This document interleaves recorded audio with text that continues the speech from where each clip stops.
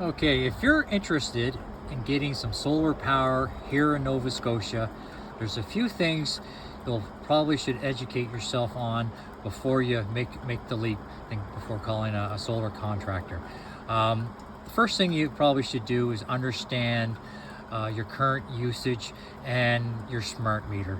Understanding your smart meter will not only help you make that determination to see if in fact solar power is good for you, also it will help you get a better understanding of your power bill. So as we all know, here in Nova Scotia, due to the cyber attack, our smart meters aren't reporting back to Nova Scotia Power. There are estimates being done, and they're also doing some actual checks of your meter.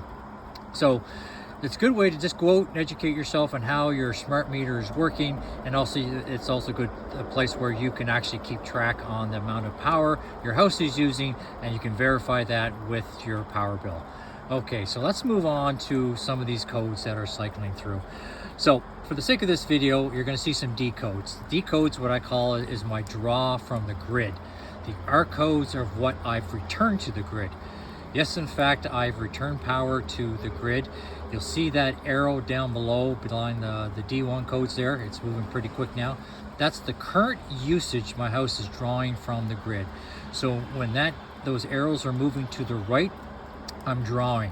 When they're moving to the left, I'm returning to the grid. And when they're at a standstill, you see there's enough solar being generated that's caused a bit of an equilibrium in the house. So you either have enough power to cover your power usage, or you have more, you return to the grid, or you have less, you need to draw from the grid. So I'm going to explain some of these codes. So you're going to get your D1 codes, and then you're going to see to the bottom right, you're going to see some letters A, B, and C.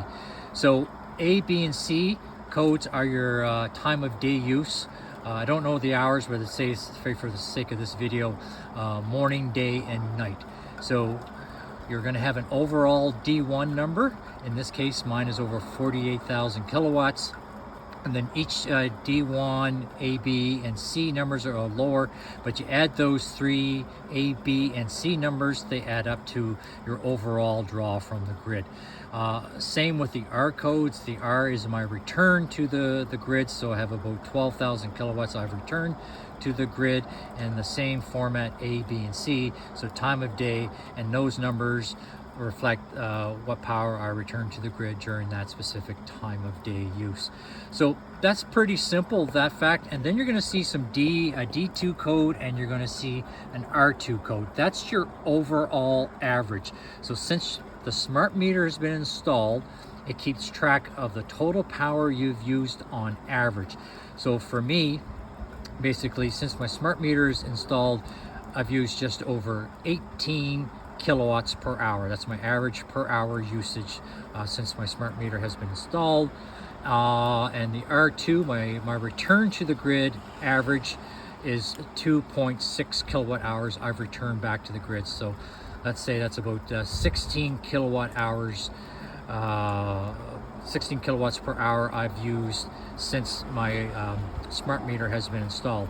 So that's the average since the meter has been installed. So in the summer, I've definitely used more. I generate more power from solar, and I return a lot of that to the grid. And then in the wintertime, it goes vice versa. I'm drawing more from the grid in the wintertime than I'm generating. So using this net metering system means that I don't get a check at the end of the summer for all that power I've returned to the grid. Basically, I get a statement credit. So for the sake of the math, say if I used 1,000 kilowatts, I've generated 300, basically I'm charged for 700. So that's the simple math there on that aspect. Another thing, when the power goes out, you have no power. The system is set up so your solar doesn't feed back into the grid on a power outage, because that's a safety issue where the linemen can't be working on a live wire. So you have, even though you have solar power, the power goes out, you still have no power.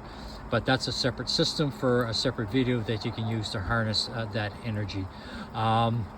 There you go. So hopefully that answers some of your questions. I'm going to go into some more detail on my getting solar here in Nova Scotia. Is it worth it? The maintenance, the contractors, the costs. So hit that subscribe button and follow if you're interested. And I'll try to give you kind of like the bare facts, down to earth experiences with getting solar. I know there's not much out there with respect specific to Nova Scotia, but this will give you an idea, see if this is a worthwhile investment.